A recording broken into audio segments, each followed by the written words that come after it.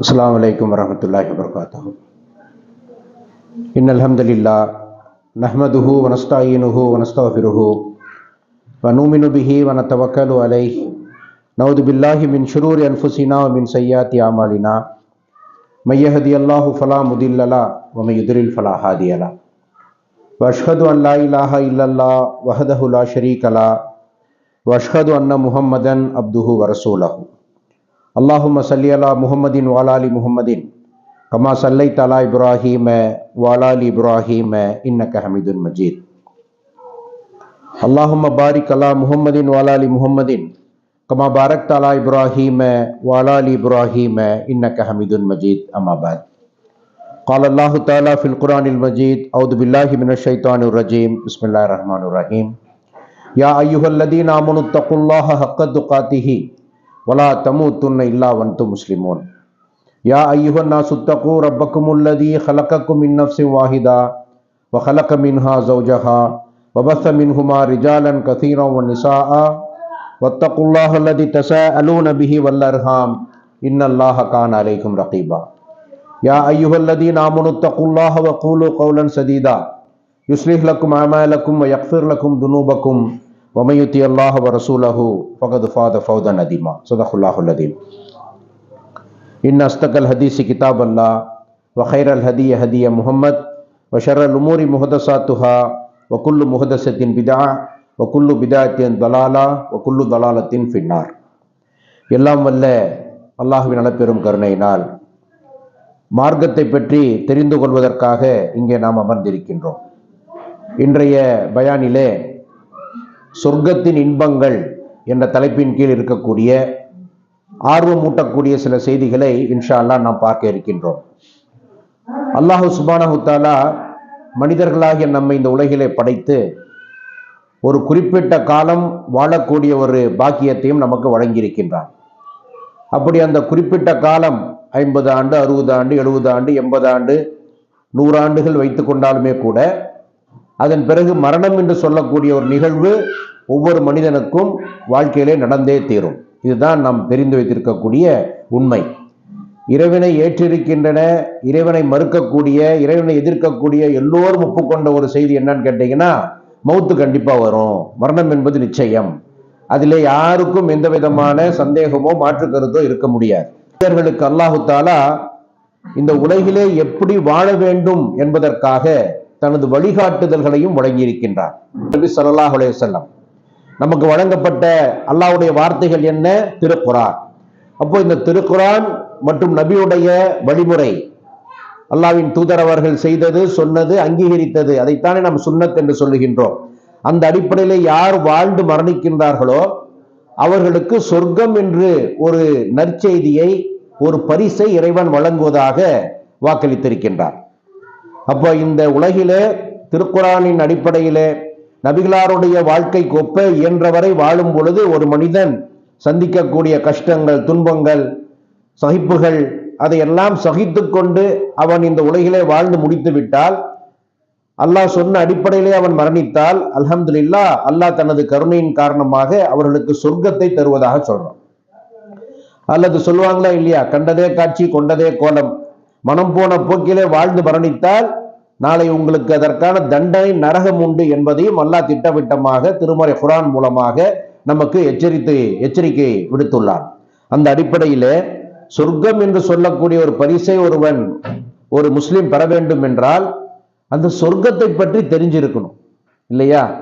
இன்றைக்கு ஒரு இடத்துக்கு வாங்க, உங்களுக்கு ஒரு 50,000 ரூபாய் தர்றோம், அந்த 50,000 ரூபாயுடைய மதிப்பு தெரிந்தால் அவர்கள் அழைத்ததற்கு முன்பே நாம் சொல்லி நின்று விடுவோம். 10 மணிக்குனா 9:30க்கெல்லாம் போயிடலாம். பார்க்குறோமா இல்லையா?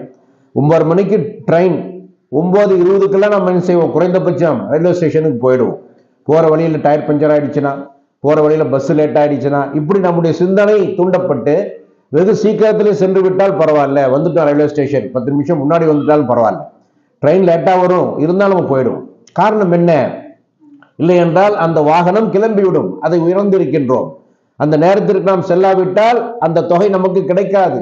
இப்படி உணர்ந்திருக்கக்கூடிய மனிதன் சொர்க்கத்தை பற்றி உணர்ந்திருக்கின்றானா? முஸ்லிம்களாகிய நாம் சொர்க்கத்தை உணர்ந்திருக்கின்றோம் என்றால் மிக குறைவு. அப்படியே கேட்டிருக்கோம், அவ்வளவுதானே தவிர சொர்க்கத்தை பற்றியான செய்திகளை பேசுவதாக இருந்தால் பல மணி நேரம் பேசலாம். அப்போ மிக குறைவான சில முத்தாய்ப்பான சில செய்திகளை இன்றைக்கு நாம் பார்க்க இருக்கின்றோம். காரணம் என்ன தெரியுமா? இந்த உலகத்திலே இருக்கக்கூடிய முஸ்லிம்கள் சொர்க்கத்தினுடைய இன்பங்களை தெரிந்து வைத்திருந்தார்கள் என்றால், இந்த உலகம் என்பது ஒரு அற்பமான வாழ்க்கை. இந்த அற்பமான ஒரு 50, 60 ஆண்டு 70 ஆண்டு வாழ்க்கைக்காகவா நாம் இவ்வளவு போட்டியும் பொறாமையும் கஷ்டத்தையும் நமக்கு மத்தியிலே காழ்ப்புணரை வளர்த்து கொண்டிருக்கின்றோம் என்று சுய பரிசோதனை செய்ய ஆரம்பித்து விடுவோம். என்னடா 60 ஆண்டு 70 ஆண்டு 80 ஆண்டு அதுக்கப்புறம் மரணம் இருக்கின்றதே, அந்த மரணத்திற்கு பிறகு அல்லாஹ் தாலா சில வாழ்க்கையை நமக்கு வைத்திருக்கின்றானே என்பத சிந்தனை மனிதனுக்கு வந்துவிட்டால், இந்த உலக வாழ்க்கைக்காக இவ்வளவு கடினமான உழைப்பா, இவ்வளவு போட்டியா, இவ்வளவு பொறாமையா, தேவையில்லையே என்ற சிந்தனை அவனுக்கு வந்துடும் என்ற அடிப்படையை நாம் பார்த்தோம் என்றால், அல்லாஹ் முதல்ல இந்த சொர்க்கத்தை பற்றி ஒரு செய்தியை குர்ஆன்ல சொல்றான். பல செய்திகளை சொல்றான். அதுல ஒரு செய்தி பார்த்தோம்னா, சூரா ஆல இம்ரானுடைய 133வது வசனத்தை எடுத்து படித்தீர்கள் என்றால் தெரியும். வசாரிவு இலா மக்ஃபிரத்தின் மின் ரப்பிக்கும் வ ஜன்னத்தின் அர்துஹு ஸமாவாத்து வல் அர்த் உஹித்தத்து லில் முத்தகீன்.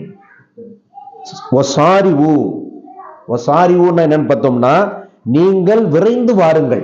வசாரிவு இலா மக்ஃபிரத்தின், அல்லாஹ்வுடைய மன்னிப்பின் பக்கம் நீங்கள் விரைந்து வாருங்கள்.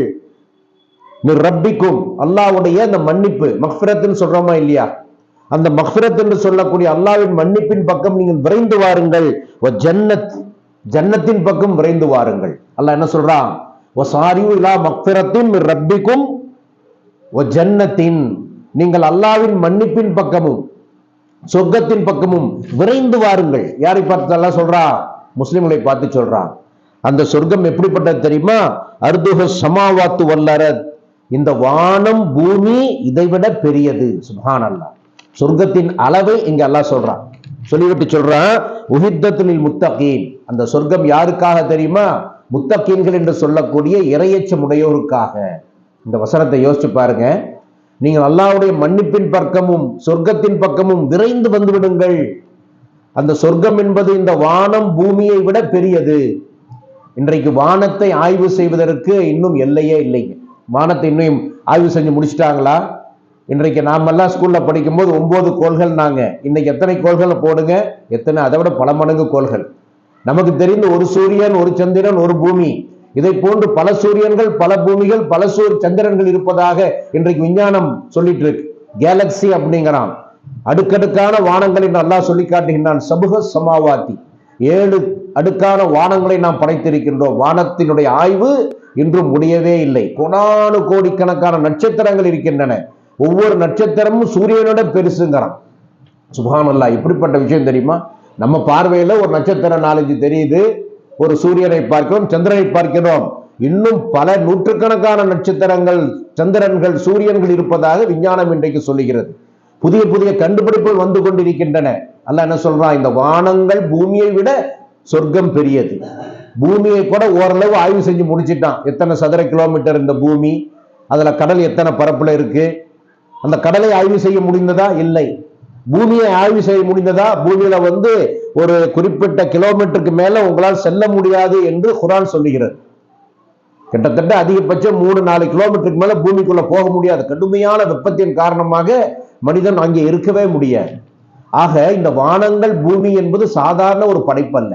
இந்த வானங்கள் பூமியை விட அந்த சொர்க்கத்தின் அளவு என்னவென்றால் அர்துஹு ஸமாவாத்து வல் அர்த், அதை விட பெரியது.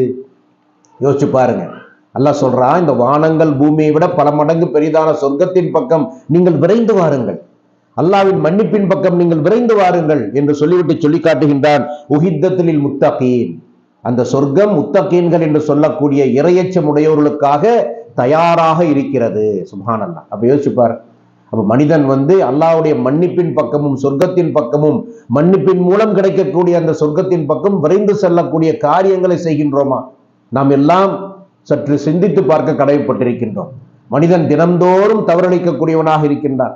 அல்லாஹ்வின் தூதர் ஒரு நாளைக்கு 70 முறை அல்லாஹ்விடத்திலே பாவ மன்னிப்பு தேடினார்கள். அஸ்தக்ஃபிருல்லாஹ். எத்தனை தடவை நாம் இன்னைக்கு தேடுறோம்?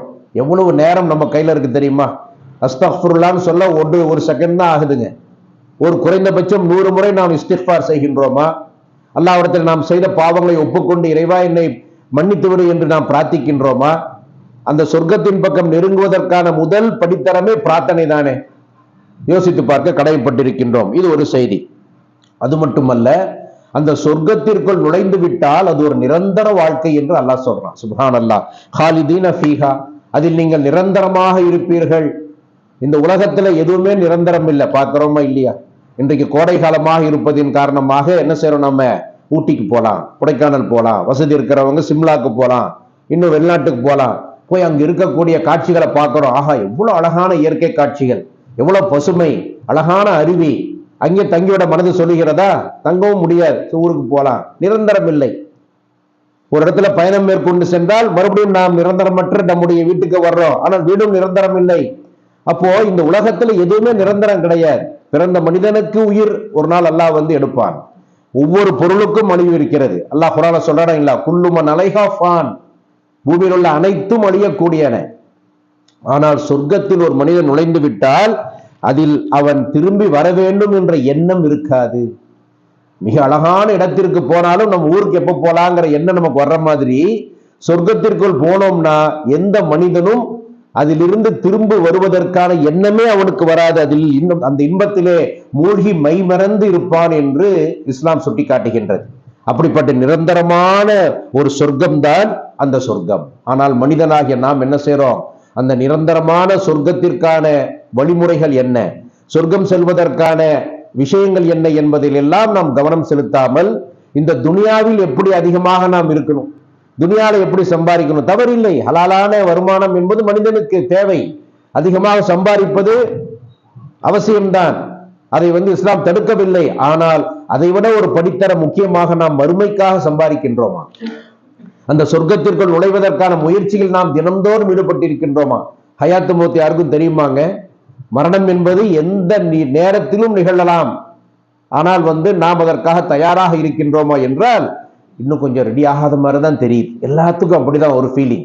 60 வயசானாலும் 70 வயசானாலும் 80 வயசானாலும் இல்லை, இன்னும் கொஞ்ச நாள் இருந்தா சரி பண்ணிக்கலாம். இப்படியே தான் நம்முடைய காலங்கள் போகிறது. அல்லாஹ் காப்பாற்ற வேண்டும்.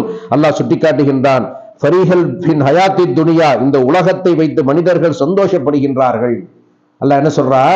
இந்த உலகத்தை வைத்து மனிதர்கள் சந்தோஷப்படுறாங்க.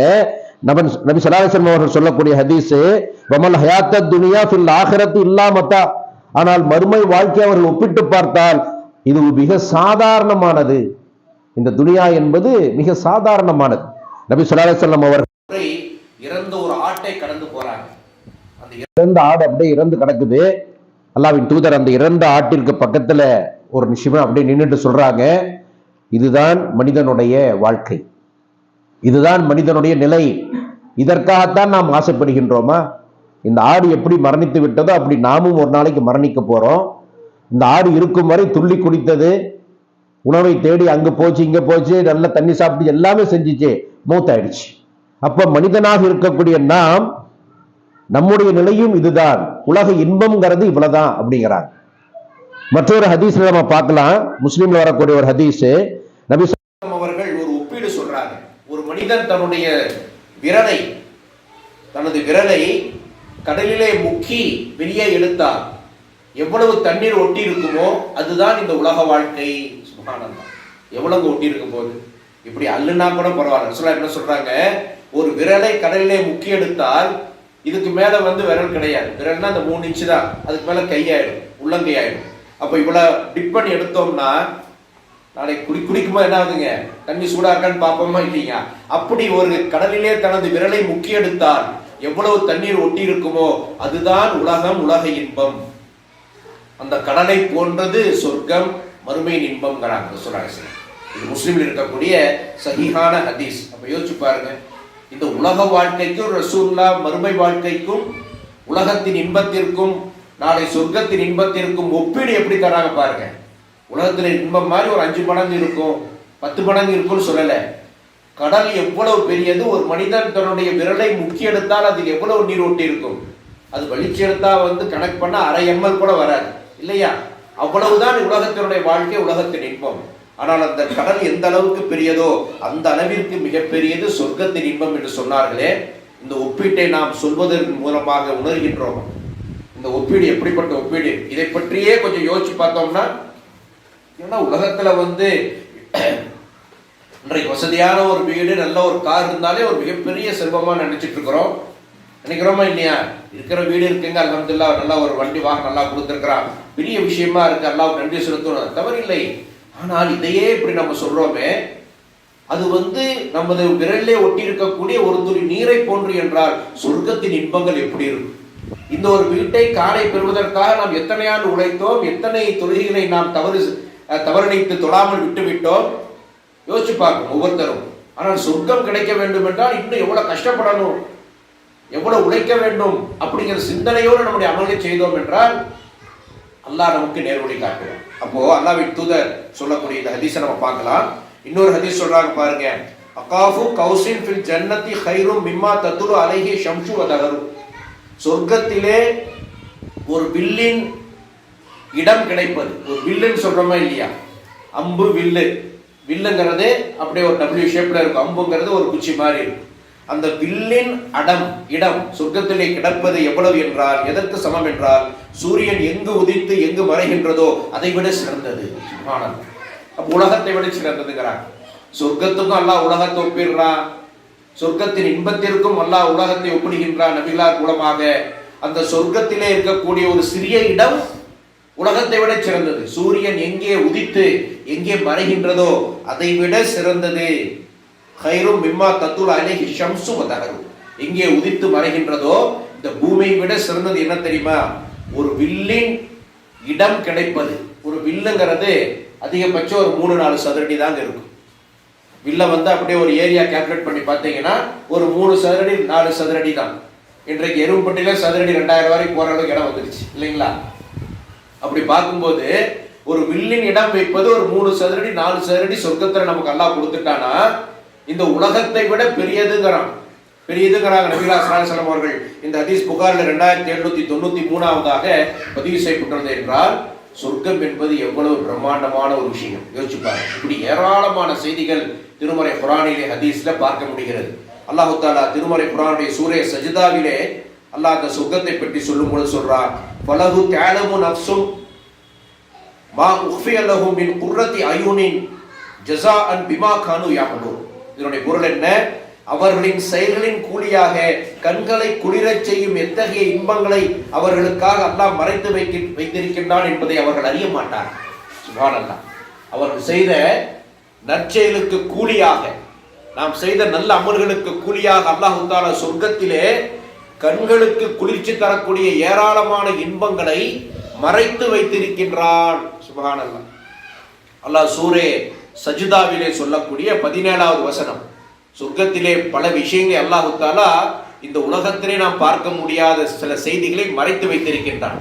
நபிகள் நாயகம் ஸல்லல்லாஹு அலைஹி வஸல்லம் அவர்கள் இதில் விளக்கமாக ஒரு ஹதீஸ்ல அறிவிக்கின்றாங்க, ஆதத்துல் இபாதி அஸ்ஸாலிஹீன் மாலா ஐனுன் ராத் வலா உதுனுன் சமியா வலா கதர அலா கல்பி பஷரின். இதனுடைய பொருள் என்ன?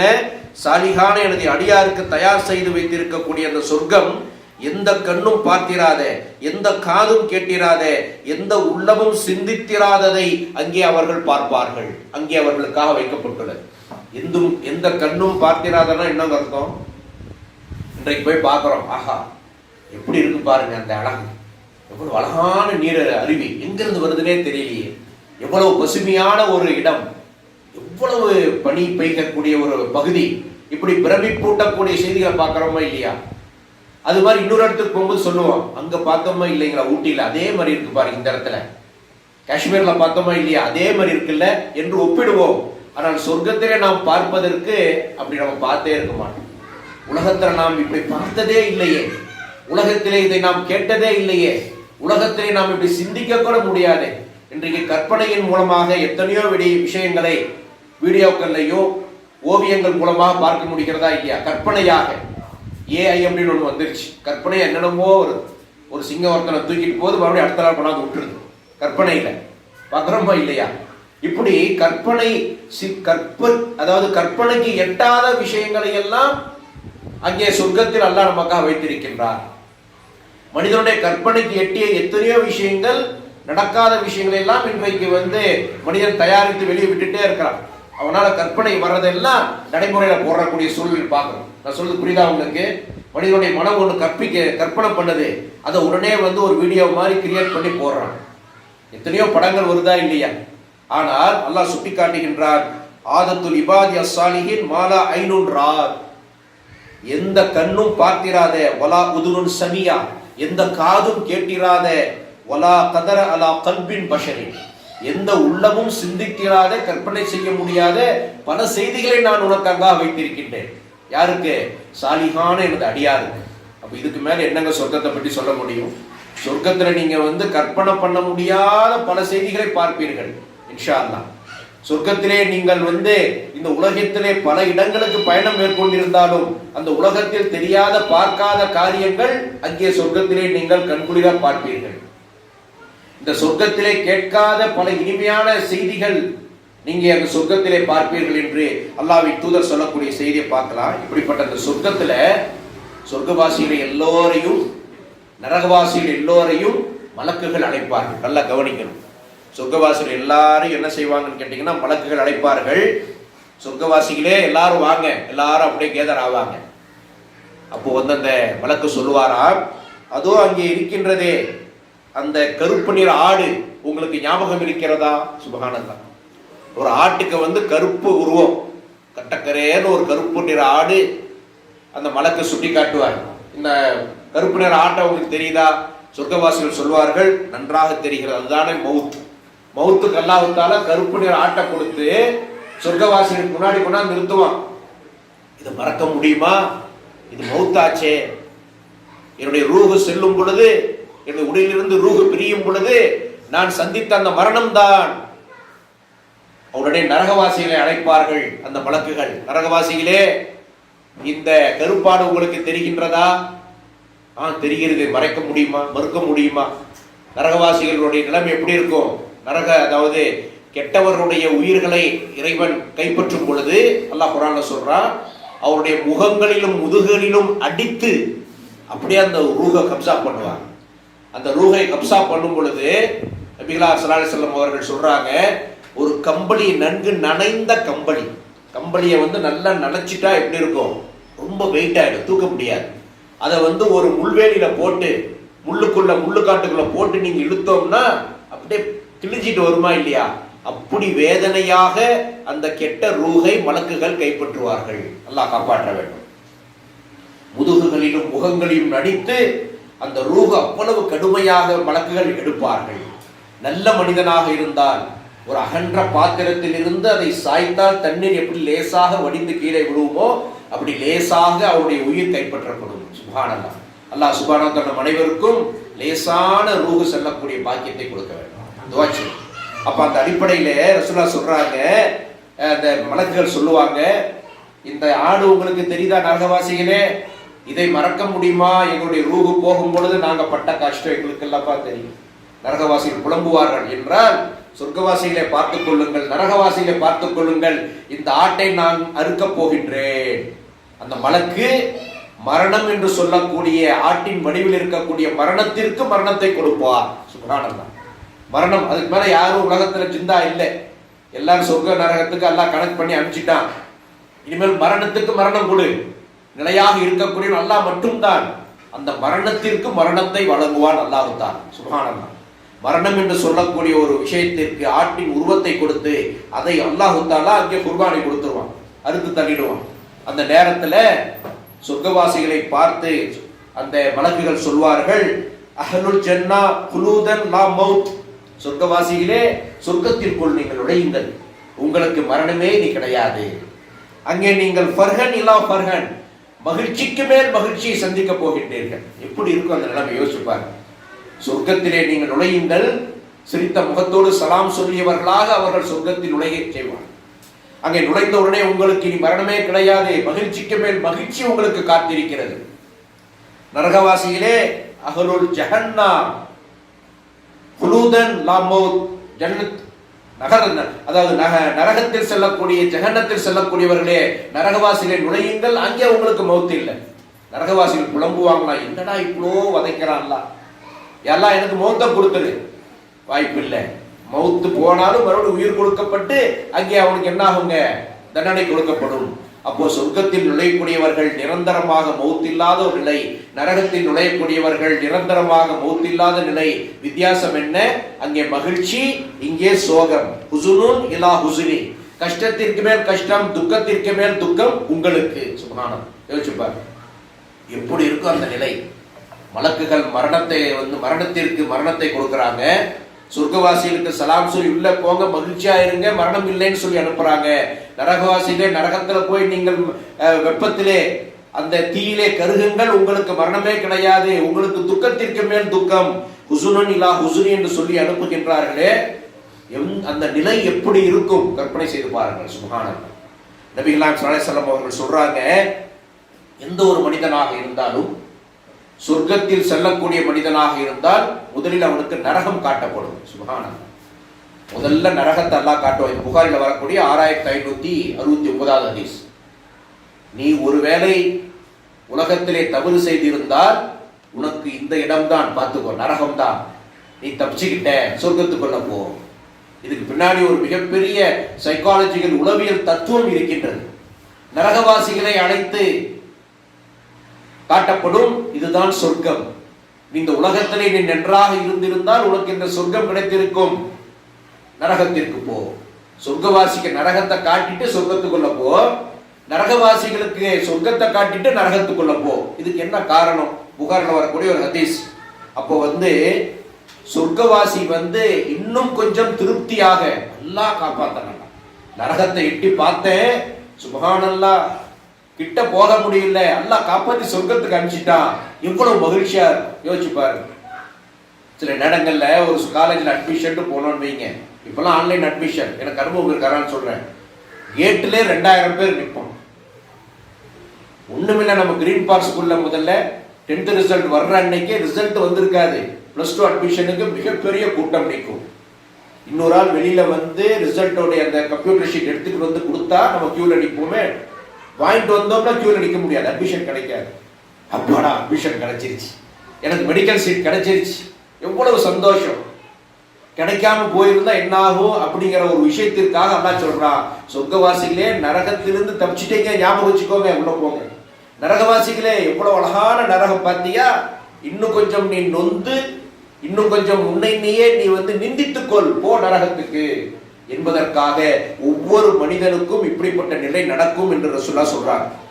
அது மட்டுமல்ல, லா யதுகுலு அஹதன் அல் ஜன்னதி இல்லா உரிய மகாதஹு ஃபில் நார், எந்த சொர்க்கவாசியாக இருந்தாலும் அந்த நரகத்தை காட்டாமல் அவன் சொர்க்கத்தில் நுழைய முடியாது. சுப்ஹானல்லாஹ், யோசிச்சு பாருங்க. காரணம் என்ன தெரியுமா? அல்லாஹ் தஆலா பலமுறை அடுக்கடுக்காக வாக்களித்திருக்கின்றான். சொர்க்கம் என்று சொல்லக்கூடிய மிகப்பெரிய அந்தஸ்து உங்களுக்கு இருக்கு. இவ்வளவு சொல்லி நீங்க கேட்க மாட்டீங்களா? அதற்காக முயற்சி செய்ய மாட்டீர்களா? சொர்க்கத்திற்காக துஆ செய்ய மாட்டீர்களா? அப்படின்னு அல்லாஹ் திரும்ப திரும்ப நம்ம நினைவுபடுத்திக் கொண்டே இருக்கின்றான் அன்தினமும். அதனாலதான் நபிகள் ஸல்லல்லாஹு அலைஹி வஸல்லம் அவர்கள் சொன்னாங்க, சொர்க்கத்திலே பல படித்தரங்கள் இருக்கிறது. எத்தனை படித்தரங்கள் தெரியுமா? 100 படித்தரங்கள் இருக்கிறது. இன்றைக்கு ட்ரெயின்ல எத்தனை படித்தரம் இருக்குங்க? General compartment, second class sleeper, அப்புறம் 3 tier AC, second 2 tier AC, அப்புறம் ஃபர்ஸ்ட் கிளாஸ் ஏசி, ஒரு 5 வச்சிருக்கிறான். ஃபிளைட்ல 2 3 வச்சிருக்கிறான், பிசினஸ் கிளாஸ், எக்கனாமிக்கல் கிளாஸ்னு. சொர்க்கத்துல 100 படித்தரம். இங்க ஃபர்ஸ்ட் கிளாஸ் டிக்கெட்டுக்கும் சாதாரண டிக்கெட்டுக்கும் எவ்வளவு வித்தியாசம் தெரியுங்களா? 3 மடங்கு வித்தியாசம். சாதாரணமா ஸ்லீப்பர்ல நீங்க போறதுக்கும் ஃபர்ஸ்ட் கிளாஸ்ல போறதுக்கும் 3-4 மடங்கு வந்துடும். 2 டயர் ஏசிக்கும் 3 டயர் ஏசிக்கும் பார்த்தீங்கன்னா சென்னைக்கு போகணும்னா அதுல ஒரு 300 ரூபாய் வித்தியாசம் வந்துடும். அக்கறமா இல்லைங்களா? ஆனால் சொர்க்கத்திலே 100 படித்தரங்கள் இருக்கிறது. அதிலே மிக உயர்ந்த படித்தரம் எது தெரியுமா? ஜன்னத்துல் ஃபிர்தௌஸ். சுப்ஹானல்லாஹ். அந்த ஜன்னத்துல் ஃபிர்தௌஸ் என்று சொல்லக்கூடிய மிக உயர்ந்த படித்தரத்திற்காக நீங்கள் பிரார்த்தனை செய்து கொள்ளுங்கள். அந்த ஒவ்வொரு படித்தரத்திற்கும் இடையே இருக்கக்கூடிய தூரம் எவ்வளவு தெரியுமா? வானத்திற்கும் பூமிக்கும் இடைப்பட்ட தூரம்ங்கிறான் நபிகள் ஸல்லல்லாஹு அலைஹி வஸல்லம் அவர்கள் சொல்றாங்க.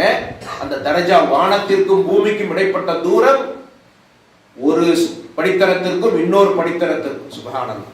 இங்க இருந்து எட்டி பார்த்தோம்னா சில மனிதர்கள் பார்ப்பார்கள், எங்களோடு இருந்தவர்கள் எல்லாம் இன்றைக்கு நட்சத்திரம் போல் அடுத்த ஜன்னத்தில் மின்னிக் கொண்டிருக்கின்றார்கள். எங்களோடு கூட பயணிச்சவங்க அவங்களுடைய படித்தரம் ஜாஸ்தி இருக்கு, அவங்க செஞ்ச அமல் ஜாஸ்தி, அடுத்த கட்டத்துக்கு போயிட்டாங்க. மனிதனுடைய இயல்பு அப்படித்தானுங்க. 99 மார்க் வாங்க, 1 வாங்கியிருந்தா 100க்கு 100, 80 வாங்கினவன் 30 வாங்கினும் கவலைப்படவே மாட்டான், நம்ம ஃபெயில் கேஸ் தான். 80 வாங்கின ஒரு 85 வாங்கியிருந்தோம்னா 0.25ல எனக்கு போஸ்டிங் மிஸ் ஆயிடுச்சிங்க, 0.5 மார்க்ல எனக்கு இந்த வருஷம் மெடிக்கல் சீட் கிடைக்கலைங்க, இதெல்லாம் நாம் அன்றாடம் பேசுகின்றோமே, அப்படி சொர்க்கத்திலே பேசிக்கொள்வோம். கொஞ்சம் எக்ஸ்ட்ரா சுப்ஹானல்லாஹ் சொல்லியிருந்தா அடுத்த படித்திறனுக்கு போயிருப்போமோ, எக்ஸ்ட்ரா சில தொழுகிருந்தா அந்த கட்டத்தில் போய் நின்று இருக்கலாமே அப்படிங்கிற எண்ணம் வந்து விடக்கூடாது. அதான் ரசூலுல்லாஹ் கேட்கிறாங்க, நீங்கள் உயர்ந்த அந்தஸ்தாக இருக்கக்கூடிய ஜன்னத்துல் ஃபிர்தௌஸிற்காக நீங்கள் பிரார்த்தனை செய்யுங்கள் என்று சொல்றாங்க. அந்த நேரத்துல மிக உயர்ந்த அந்தஸ்திலே யாரெல்லாம் இருப்பார்கள் அல்லாஹ்வின் தூதர் அவர்களே? நபிமார்கள் தான் இருப்பாங்களா? சஹாபாக்கள் கேட்கறாங்க. நாம என்ன நினைப்போம்? சொர்க்கத்துக்குள்ள போயிட்டா போதும்பா அப்படி நினைக்க கூடாது. அல்லாஹ்வுடைய கருணை மிக பெரியது, அதிகமாக அல்லாஹ்விடத்திலே கேட்க வேண்டும். சஹாபாக்கள் கேட்கறாங்க, அல்லாஹ்வின் தூதரே, அந்த ஜன்னத்துல் ஃபிர்தௌஸ் சொல்றீங்களே, அங்க யார் நபிமார்கள் மட்டும்தான் இருப்பாங்களா? ரசூலுல்லாஹ் பதிலளிக்கிறாங்க, வல்லதி நஃப்ஸி பியதிஹி, என்னுடைய நஃப்ஸு யாருடைய கையிலே இருக்கிறதோ அந்த அல்லாஹ் மீது சத்தியமாக ஆணையாக நான் சொல்லுகின்றேன், ரிஜாலுன் ஆமனு பில்லாஹி வ சத்தஹ முர்ஸலீன், யார் அல்லாஹ்வை ஈமான் கொண்டு நபிமார்களை உண்மைப்படுத்தினார்களோ அவர்களும் அங்கே இருப்பார். இதுக்கு என்ன அர்த்தம்? யாரெல்லாம் வல்லதி நஃப்ஸி பியதிஹி ரிஜாலன் ஆமனு பில்லாஹி, அல்லாஹ் மீது யார் முழுமையாக ஈமான் வைத்தார்களோ அவர்களும், வசத்தக முர்ஸலீன், யார் நபிமார்களை உண்மைப்படுத்தினார்களோ அவர்களும் ஜன்னத்துல் ஃபிர்தௌஸில் இருப்பார்கள் என்றால், அல்லாஹ் மீது ஈமான் கொள்ள வேண்டிய விதத்தில் ஈமான் கொண்டவர்கள், நபிகளாரை பின்பற்ற வேண்டிய விதத்தில் பின்பற்றியவர்கள், குர்ஆன் ஹதீஸ் அடிப்படையிலே நடந்தவர்கள், முத்தகின்களாக இருக்கக்கூடிய அந்த முஸ்லிம்கள் ஜன்னத்துல் ஃபிர்தௌஸில் இருப்பாங்க என்று சொல்வதன் காரணமாக அதிகமாக அதற்கான முயற்சி செய்ய வேண்டும். அல்லாஹ் மீது ஈமான் கொள்வது என்றால் என்ன? அது ஒரு தனி தலைப்பு. எப்படி ஈமான் கொள்ள வேண்டுமோ அப்படி ஈமான் கொள்ள வேண்டும். அந்த அடிப்படையில் இருப்பவர் எல்லோருக்குமே அல்லாஹ்வின் தூதர் சொல்றாங்க, அவர்களுக்கு ஜன்னத்துல் ஃபிர்தௌஸ் அவர்களுக்கும் உண்டு. சுப்ஹானல்லாஹ். அதை போலவே நபி ஸல்லல்லாஹு அலைஹி வஸல்லம் அவர்கள் சொல்றாங்க, மறுமை வாசல், அதாவது நாளை மறுமையிலே முதலாக சொர்க்கத்திற்குள் செல்பவன் யார் தெரியுமா? நான் தான். சுப்ஹானல்லாஹ். முஹம்மது நபி ஸல்லல்லாஹு அலைஹி வஸல்லம் அவர்களுக்குத்தான் முதலாக சொர்க்கத்திற்குள் நுழைவதற்கான பர்மிஷன். ரசூலுல்லாஹ் சொர்க்கத்தின் கதவை போய் தட்டுவாங்க. அப்படியே தட்டும் பொழுது அஸ்தஃப்திஹு, கதவை திறங்கள் என்று ரசூலுல்லாஹ் சொல்லுவாங்க. மன் அன்த, சொர்க்கத்தின் காவலாளி கேட்பார், மன் அன்த, யாருப்பா அது கதவை தட்டுறது? அகூலு முஹம்மத், நான் தான் முஹம்மத் என்று சொன்ன உடனேயே உடனடியாக கதவை திறந்து, உங்களுக்கு முன்பாக சொர்க்கத்தின் கதவை திறப்பதற்கு எங்களுக்கு அனுமதி கிடையாது, முதல்ல நீங்க தான் வாங்க. சுப்ஹானல்லாஹ். முதலாக சொர்க்கத்து ஆடை யாருக்கு அணிவிக்கப்படும்? யார் சொல்றீங்க? இப்ராஹிம் அலைஹிஸ்ஸலாம். ஆனால் முதல் சொர்க்கத்திற்குள் செல்பவர் யார்? முஹம்மது நபி ஸல்லல்லாஹு அலைஹி வஸல்லம் அவர்கள். அங்கே அந்த சொர்க்கத்திற்குள் ரசூலுல்லாஹ் தான் முத போவாங்க. அந்த சொர்க்கத்துல பாத்தீங்கன்னா அல்லாஹ் திருமறை குர்ஆன்ல சூரே ஜுமர் என்று சொல்லக்கூடிய அத்தியாயம் 39வது அத்தியாயம் 20வது வசனத்தை சொல்றான், யார் அல்லாஹ்விற்கு பயந்து நடந்தார்களோ அவர்களது மாளிகை அதற்கு மேல் மாளிகை, மாளிகைக்கு மேல் மாளிகைங்க. இங்க மாதிரி அடுக்குமாடி கிடையாதுங்க. இந்த வீட்டுக்கு மேல இன்னொரு வீடு கட்டினோம்னா அது அடுக்குமாடி. அங்க எப்படின்னு கேட்டீங்கன்னா ஒரு வீட்டுக்கும் இன்னொரு வீட்டுக்கு நல்ல கேப் இருக்கும். மாளிகைக்கு மேல் மாளிகை அப்படியே நிற்கும், ஸ்பேஸ்ல நிற்கும். அந்த மாளிகைக்கு மேல் மாளிகைங்கிறத அல்லாஹ் குர்ஆன்ல சொல்றான், குர்ஃபும் மின் ஃபௌகிஹா குர்ஃபுன். குர்ஃபான் சொல்றோமா இல்லையா?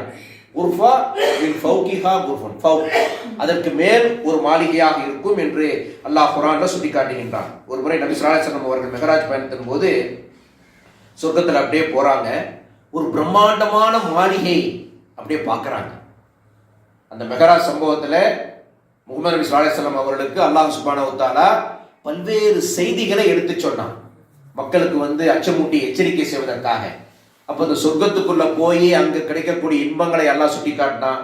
நரகத்தின் தண்டனைகள் எடுத்து காட்டப்பட்டுச்சு. அதுல ஒரு செய்தி தான், ஒரு பெரிய பிரம்மாண்டமான மாளிகையை பார்க்கறாங்க. அந்த நேரத்துல லிமன் ஹாதல் கசர், அந்த மாளிகை யாருடையது? அந்த மாளிகைக்கு ஓரமாக ஒரு பெண்மணி உட்கார்ந்து உது செய்வதை போன்று காட்டப்படுகிறது. ஒரு பெரிய மாளிகை, மாளிகைக்கு வெளியே ஒரு பெண்மணி உது செஞ்சுட்டு இருக்காங்க, தொழிலுக்காங்கிற மாதிரி ஒரு சீன் காட்டப்படுது. அப்போ லிபன் ஹாதல் கசர், இது யாருடைய மாளிகை என்று சொல்லும் பொழுது உமர் பின் கத்தாப் ரதியல்லாஹு, உமர் ரதியல்லாஹுடைய மாளிகை என்று சொல்லக்கூடிய செய்தி புகாரி நம்ம பார்க்கலாம். அப்போ நபி ஸல்லல்லாஹு அலைஹி வஸல்லம் அவர்கள் மெஹ்ராஜ் சம்பவத்தை முடிச்சுட்டு சபையில உட்கார்ந்து உமர் ரதியல்லாஹுலாம் இருக்கிறாங்க, சொல்றாங்க, இப்படி நான் சொர்க்கத்திற்குள்ள போனேன், பிரம்மாண்டமான மாளிகை பார்த்தேன், அந்த மாளிகைக்கு வெளியே ஒரு பெண் உது செய்து கொண்டிருப்பதையும் எனக்கு காட்டப்பட்டது. அந்த மாளிகைக்குள் சென்று பார்க்க வேண்டும் என்ற ஆர்வம் என்னிடத்திலே இருந்தது. யாருதுன்னு கேட்டேன். உமர் என்று சொன்ன உடனேயே உமரின் ரோஷம் எனக்கு ஞாபகம் வந்து விட்டது. அதற்காக நான் உள்ளே செல்லவில்லை. சுப்ஹானல்லாஹ். உமருடைய ரோஷம், கோவக்காராச்சாவுடைய பர்மிஷன்லாம் எப்படி போறதுங்கிற மாதிரி ஒரு சிந்தனைக்கு நான் போகாம இருந்தேன்னு சொன்ன உடனேயே உமரதில்லாஹுன்னு அழ ஆரம்பிக்கின்றான். அல்லாஹ்வின் தூதரே, உங்களை போய் நான் ரோஷம் கொள்வேனா, இப்படி சொல்கின்றீர்கள் என்று சொல்லக்கூடிய ஒரு சுவையான செய்திகளை பார்க்கலாம். அதை போல முத்துக்களாலான மாளிகை, அந்த மாளிகையிலே கூச்சலோ குழப்பமோ சச்சரவோ இருக்காது என்று புகாரில் வரக்கூடிய ஹதீஸ். அது யாருடைய மாளிகை என்றால் கதீஜா அம்மையாருடைய மாளிகை. சுப்ஹானல்லாஹ். யோசிச்சு பாருங்க, கற்பனை பண்ண முடியுங்களா? முத்துங்கிறது ஒரிஜினல் முத்து நம்ம நிறைய பேர் பார்த்தே இருக்க மாட்டோம். சும்மா வரதெல்லாம் டூப்ளிகேட் முத்துங்க. ஒரிஜினல் முத்து என்பது கடலுக்குள்ள போய் முத்து குளித்து அதை எடுத்து பார்த்தோம்னா அது அப்படியே வெண்மையா மிக அழகான ஒரு தோட்டத்தில் அப்படியே பேர்னு சொல்லுவோம். அப்படியே அதனுடைய அது தனிப்பட்ட ஒரு வெள்ளை. முத்துக்களாலான மாளிகை எப்படி இருக்கும் பாருங்க. செங்கல்ல இருந்து மணல்ல இருந்து அது எல்லாமே முத்துக்களால் ஆன, அப்படியே முத்துக்களால் செய்யப்பட்ட ஒரு மாளிகை அன்னை கதீஜா ரலியல்லாஹு அன்ஹா அவர்களுக்காக அங்கே ரெடியாக இருக்குன்னு சொல்லக்கூடிய செய்தி புகார்ல 3816 பார்க்கலாம். அதில் கூச்சலோ குழப்பமோ சச்சரவோ இல்லாதது, ஒரு பீஸ்ஃபுல்லான ஒரு மாளிகை. சத்தம் இருக்காது, கூச்சல் இருக்காது, குழப்பம் இருக்காது. அவ்வளவு அழகான ஒரு மாளிகை என்பதை நபி ஸல்லல்லாஹு அலைஹி வஸல்லம் அவர்கள் மூலமாக அறிய முடிகிறது. புகார்ல 3818. அது மட்டுமல்ல, இன்னும் அந்த இடத்துல அல்லாஹ்வுடைய வசனங்களை நாம் பார்த்தோம் என்றால், இறையச்சம் உடையோர்கள் நிழல்களிலேயும் ஊற்றுகளுக்கும் அருகேயும் இருப்பார்கள், விரும்பக்கூடிய பழங்களை அவர்கள் பெற்றுக்கொள்வார்கள். அல்லாஹ் குர்ஆன்ல சொல்றான். அங்கே ஊற்றுகள் இருக்கும், பழங்கள் இருக்கும். அது மட்டுமல்ல, அங்கே நிழல்கள் இருக்கும். அந்த நிழல்கள் எப்படிப்பட்ட நிழல்கள் தெரியுமா? ரசூலுல்லாஹ் சொல்றாங்க, ஒரு குதிரை வேகமாக 100 வருட பயணம் மேற்கொண்டாலும் கூட அந்த மரத்தின் நிழல் முடியாது. அல்லாஹ் அக்பர்.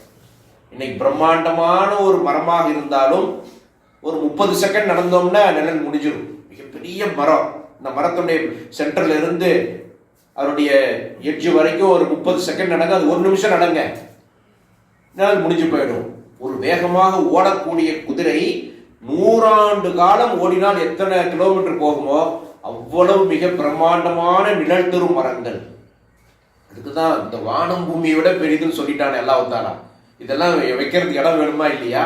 ஒரு மரம் 100 ஆண்டு பயணம். ஒரு குதிரை வேகமா ஓடிச்சுன்னா 1 மணி நேரத்துக்கு எவ்வளவு ஸ்பீடா ஓடுங்க? ஒரு 60 கிலோமீட்டர் வச்சுக்கோங்க. 100 ஆண்டு ஓடிச்சுன்னா கணக்கே போட முடியாது. அவ்வளவு நிழல். அதை விட பெரிய மரம் என்று சொல்லக்கூடிய ஹதீஸை நாம பார்க்க முடிகிறது. இப்படியாக அல்லாஹ் சுப்ஹானஹு வ தஆலா அந்த வர்ணனைகளை நாம் பார்த்தோம் என்றால் ஏராளமான வசனங்கள், ஏராளமான ஹதீஸ்கள். அதிலும் மிக குறிப்பாக சூரே அத்-தஹர் என்று சொல்லக்கூடிய 78வது அத்தியாயத்தினுடைய தொடர்ச்சியாக வசனங்களை நீங்கள் படித்து பார்த்தீர்கள் என்றால், அதில் அவர்கள் உயர்ந்த இருக்கைகள் மீது சாய்ந்திருப்பார்கள். அங்கே சூரியனையும் கடும் குளிர்ச்சியும் அவர்கள் காண மாட்டார்கள். அதில் நிழல்கள் தரும் மரங்களை பார்ப்பார்கள். மிக தாழ்வாக இருக்கக்கூடிய பல்வேறு கனிகள் அவர்களுக்கே இருக்கும். அங்கே குவளையிலே அவர்கள் புகட்டப்படுவார்கள். அழகான குவளைகள். அங்கே அவர்களுக்கு மது கொடுக்கப்படும். அந்த மதுவிலே போதை இருக்காது, கெட்ட வாடை இருக்காதுன்னு அல்லாஹ் குர்ஆன்ல சொல்றான். அங்கே அவர்களுக்கு அதில் கொடுப்பதற்கு பார்த்தீங்கன்னா சிறிய அப்படியே அழகான சிறுவர்கள் அதை அப்படியே சுற்றி சுற்றி கொடுத்து கொண்டிருப்பார்கள் என்று சொல்லி, பச்சை நிற சுந்தூஸ் என்று சொல்லக்கூடிய பட்டாடையும் இஸ்தபரக் என்று சொல்லக்கூடிய பட்டையும் அவர்கள் அணிந்திருப்பார்கள். பட்டு இந்த உலகத்திலே ஆண்களுக்கு ஹராம். ஆனா அங்க பார்த்தீங்கன்னா இஸ்தபரக் என்று சொல்லக்கூடிய ஒரு பட்டு, சுந்தூஸ் சொல்லக்கூடிய ஒரு பட்டு. நபி ஸல்லல்லாஹு அலைஹி வஸல்லம் அவர்கிட்ட ஒரு மிக உயர்ந்த ஒரு மேலாடை ஒருத்தர் பரிசளிக்கிறார். பரிசளிக்கும் பொழுது மற்ற சஹாபாக்கள் எல்லாம் நாங்கள் ஆர்வத்தோடு அதை தொட்டு பார்த்தோம். என்ன நைஸா இருக்குங்க, பார்க்குறோமா இல்லையா? அப்ப ரசூலுல்லாஹ் சொல்றாங்க, சாது பின் முஆத் ரலியல்லாஹு அன்ஹு அவர்களுக்கு அல்லாஹ் தஆலா சொர்க்கத்திலே கொடுக்கக்கூடிய கைக்குட்டை இருக்கா இல்லையா, அதற்கு முன்னாடி இது ஒண்ணுமே இல்லைங்கிறாங்க. சுப்ஹானல்லாஹ். சாது பின் முஆத் ரலியல்லாஹு அன்ஹு ஒரு மிக சிறந்த சஹாபி, ஹவுஸ் கோத்திரத்தை சேர்ந்த ஒரு மிக சிறந்த சஹாபி. அகழ் யுத்தத்திலே வெட்டப்படுகின்றார். அதன் பிறகு ஒரு பிரார்த்தனை செய்கின்றார். இறைவா, எனக்கு மரணம் என்பது, வீர மரணம் என்பது எனக்கு பிடித்ததுதான். ஆனால் இந்த ஒரு அகழ் யுத்தத்தினுடைய முடிவு தெரியாதவரை நான் மரணிக்க கூடாதுன்னு பிரார்த்தனை செய்கிறார். பனு குறைலா என்று சொல்லக்கூடிய யூத வம்சத்தினுடைய துரோகத்திற்கு பழிவாங்காமல், அதற்கு ஒரு முடிவு கட்டாமல் நான் மரணிக்க கூடாதுன்னு சொல்றாங்க. அல்லாஹ் தஆலா அவருடைய மரணத்தை ஒத்தி போடுகின்றார். அப்ப அப்படியே ரத்தம் பீறிட்டு கொண்டு வந்துகிட்டே இருக்கு. அப்படியே அவர் உயிரோட தான் இருக்கிறார். அகழ் யுத்தத்திலே எதிரிகள் தோற்கடிக்கப்பட்டு விரண்டோடினார்கள் சூறைக்காற்றின் காரணமாக. பனு குறைலா என்று சொல்லக்கூடிய யூத வம்சத்தை ரசூல்லா அவர்கள் தண்டனை கொடுக்கிறாங்க. அதுக்கு தீர்ப்பளித்தது யார்? சாத் பின் முஆத் ரலியல்லாஹு அன்ஹு. அதன் பிறகுதான் இறைவா என்னுடைய பணி முடிஞ்சிருச்சுன்னு நினைக்கிறேன்னு சொல்றாரு. அவர் உடலில் இருந்த ரத்தம் பீறிட்டு வெளியே மரணித்தார். அவர் தான் சாத் பின் முஆத் அவர்கள். அந்த சாத் பின் முஆத் ரலியல்லாஹு அன்ஹு அவர்களுக்கு அல்லாஹ் தஆலா ஒரு கைக்குட்டை கொடுப்பான்பா. அதற்கு முன்னாடி இது மாதிரி எதுவுமே நிற்காதுங்கிறாங்க. சுப்ஹானல்லாஹ். ஒரு கைக்குட்டை, கர்ச்சீஃப், டிஷ்யூ பேப்பர் மாதிரி. அப்போ சொர்க்கத்தினுடைய விஷயங்களை நாம வர்ணிக்கவே முடியாது. எனவே எல்லாம் அல்லாஹ் சுப்ஹானஹு வ தஆலா அந்த சொர்க்கத்திற்குள் செல்லக்கூடிய மிகப்பெரிய பாக்கியத்தை நமக்கு வழங்க வேண்டும். அந்த சொர்க்கத்திற்குள் மிகப்பெரிய பாக்கியத்தை அடைவதற்காக பாடுபடக்கூடிய வழியை நமக்கு காட்ட வேண்டும் இல்லையா? இறைவா, சொர்க்கத்தின் பால் நிறுக்கி வைக்கக்கூடிய நல்ல அமல்களையும் நல்ல சொற்களையும் எனக்கு தா. ரசூலுல்லாஹ் துஆ செஞ்சாங்க. அல்லாஹும்ம இன்னி அஸ்அலுக்கல் ஜன்னத வ கர்ரமா அலைஹி வ கர்ரமா அப்படின்னு சொல்லி ஒரு துஆ ஒரு டக்குன்னு வரமாட்டேங்குது. அல்லாஹும்ம இன்னி அஸ்அலுக்கல் ஜன்னத அப்படின்னு சொல்லி துவங்கக்கூடிய ஒரு துஆ. அதனுடைய விளக்கம் என்னன்னா, இறைவா, சொர்க்கத்தின் பக்கம் நெருக்கி வைக்கக்கூடிய நல்ல வார்த்தைகளையும் நல்ல அமல்களையும் செய்யக்கூடிய பாக்கியத்தை எனக்கு நீ கொடு. துஆ கேட்கணும். அல்லாஹும்ம இன்னி அஸ்அலுக்கல் ஜன்னத வ மா கர்ரப இலைஹி மின் கௌலின் வ அவ் அமலின். அந்த துஆ, அல்லாஹும்ம இன்னி அஸ்அலுக்கல் ஜன்னத வ கர்ரமா இலைஹி மின் கௌலின் வ அமலின். கௌல் என்றால் வார்த்தைகள். சொர்க்கத்தின் பக்கம் நெருக்கி வைக்கக்கூடிய, ஹரிபாக்கக்கூடிய நல்ல வார்த்தைகளையும் நல்ல ஒரு செயலையும் நான் செய்வதற்கு எனக்கு நீ நசீபாக்கு. அமல்கள் செய்யறது பெருசு இல்லைங்க. அமல் செய்யறதுக்கும் அல்லாஹ்ட்ட துஆ கேட்க சொல்றான். அமல்கள் செய்யறதுக்குமே நீங்கள் துஆ செய்யுங்கள்ங்கிறான். தொழுது முடிச்சோன்னு அல்லாஹும்ம ஐயின்னி அலா திக்ரிக வ ஷுக்ரிக வ ஹுஸ்னி இபாதத்தி கேட்கிறோமா இல்லையா? ஒவ்வொரு வேளை தொழுது முடித்து விட்டு கேட்கக்கூடிய துஆக்களில் ஒன்று அல்லாஹும்ம ஐயின்னி அலா திக்ரிக வ ஷுக்ரிக வ ஹுஸ்னி இபாதத்தி. அல்லாஹும்ம ஐயின்னி அலா திக்ரிக, இறைவா, உன்னை திக்ர் செய்வதற்கு, வ ஷுக்ரிக, உனக்கு நன்றி செல்வதற்கு, வ ஹுஸ்னி இபாதத்தி, நல்ல அமல்கள், அழகான அமல்கள் செய்வதற்கு நீ எனக்கு உதவி செய். அல்லாஹ் உதவி செஞ்சாதான் திக்ர் செய்ய முடியும். அல்லாஹ் உதவி செய்தாதான் அவனுக்கு நன்றி செலுத்த முடியும். அல்லாஹ் உதவி செய்தாதான் நல்ல அமல்கள் செய்ய முடியும். அதற்கு நீங்க துஆ கேட்கணும். செஞ்சுக்கலாங்க சுப்ஹானல்லாஹ் சொல்றதுக்கு யார் பர்மிஷன் வேணும்? பர்மிஷன் வேணும். அல்ஹம்துலில்லாஹ் சொல்றதுக்கு யார் நமக்கு ஹிதாயத் கொடுக்கணும்? ஹிதாயத் வேணும், இல்லைன்னா செய்ய முடியாது. அதுதான் ரசூலுல்லாஹ் சொன்னாங்க, ஒவ்வொரு வேளை தொழுகையிலுமே தொழுது முடித்து விட்டு அத்தஹியாத்திலே கேட்கலாம் என்று துஆவை ரசூலுல்லாஹ் சொல்றாங்க. அல்லாஹும்ம ஐயின்னி அலா திக்ரிக வ ஷுக்ரிக வ ஹுஸ்னி இபாதத்தி. இறைவா, உன்னை நினைவு கூர்வதற்கு, உனக்கு நன்றி செலுத்துவதற்கு, நல்ல அமல்கள் செய்வதற்கு நீ எனக்கு உதவி செய். சொர்க்கத்தின் பக்கம் நெருக்கி வைக்கக்கூடிய நல்ல வார்த்தைகளை எனக்கு கற்றுக்கொடு. செய்யறதெல்லாம் அப்புறம், செய்யறதுக்கே நசீப் வேணும். எனவே அப்படிப்பட்ட ஒரு நல்ல ஒரு நசீபிலே அல்லாஹ் சுப்ஹானஹு வ தஆலா நமக்கு வழங்க வேண்டும். அது மட்டுமல்ல, சொர்க்கத்திலே பார்த்தீங்கன்னா, சொர்க்கத்திற்கு சில பெயர்களை இஸ்லாம் நமக்கு சுட்டிக்காட்டு. குர்ஆன்ல சொர்க்கத்திற்கு சில பெயர்கள் இருக்கு. தாருஸ் சலாம், அமைதி இல்லம். சொர்க்கத்தினுடைய பெயர்களில் ஒன்று என்னங்க? தாருஸ் சலாம். இரண்டாவது தாருல் மகாம், நிலையான இல்லம். மகாமுல் அமீன், பாதுகாப்பான இல்லம். மக்அது சித்க், உண்மையின் இருப்பிடம். ஜன்னத்துல் மாவா, ஃபிர்தௌஸ். இத்தனை பேர்ல சொர்க்கத்திற்காக அல்லாஹ் அழைக்கின்றான். அப்போ அமைதியான, நிலையான, பாதுகாப்பான, உண்மையான, மிக உயர்ந்த அப்படிங்கிற அர்த்தத்தை கூடிய கிட்டத்தட்ட 1, 2, 3, 4, 5, 6 பெயர்களை கொண்டு அல்லாஹ் தஆலா சொர்க்கத்தை அழைக்கின்றான். திருமறை குர்ஆனில் வரக்கூடிய வெவ்வேறு வசனங்கள். அதை போலவே சொர்க்கத்திற்கு எத்தனை வாசல்கள் என்று பார்த்தோம் என்றால் 8 வாசல்கள். அதுலதான் ரையான் சொல்லி ஒரு வாசல் இருக்கா இல்லையா? ரம்ஜான் கிட்ட வந்துருச்சு. யார் நோன்பு நோற்றார்களோ அவர்கள் ரையான் என்ற வாசலுக்குள் நுழையுங்கள். யார் சதகா கொடுத்தீர்களோ சதகா வாசல்ல போங்க. யார் நோன்பு நோட்டீர்களோ அவங்க ரையான். இப்படி ஒவ்வொன்றுக்கும் ஒரு வாசல். எல்லா வாசல்லையும் போகணும்னு எனக்கு ஆசை அப்படி ஒரு சஹாபி கேட்கிறார். யார் அவருங்க? அபூபக்கர் சித்திக், அல்லாஹ்வின் தூதரே, எல்லா ஒரு வாசல்லையும் இங்க வாங்க இங்க வாங்கன்னு அழைக்கணும். அப்படி ஒரு நசீப் எனக்கு கிடைக்குமா? இன்ஷா அல்லாஹ் அப்படி உங்களுக்கு உண்டு அப்படின்னு சொல்லக்கூடிய செய்தியை பார்க்கலாம். அப்போ சஹாபாக்களுடைய எண்ணம் எப்படி இருந்துச்சுன்னா, அதிகமாக நன்மையின் பக்கம் நாடக்கூடியவர்களாக, நன்மையில் என்ன செய்தால் மிக அதிக நன்மைகளை பெற முடியும் என்று தேடக்கூடியவர்களாக, அதை செய்யக்கூடிய மக்களாக இருந்தாங்க. அப்போ சொர்க்கத்திற்கு 8 வாசல்கள் இருக்கு. சொர்க்கத்திற்கு பல பெயர்களை வைத்து அல்லாஹ் தஆலா அழைக்கின்றார். சொர்க்கத்தினுடைய மண் என்னன்னு பார்த்தீங்கன்னா கஸ்தூரி தான். சுப்ஹானல்லாஹ். சொர்க்கத்தின் மண் என்னங்க? இஸ்லாம் சொல்றது கஸ்தூரி மண். கஸ்தூரிங்கிறது ரொம்ப காஸ்ட்லி.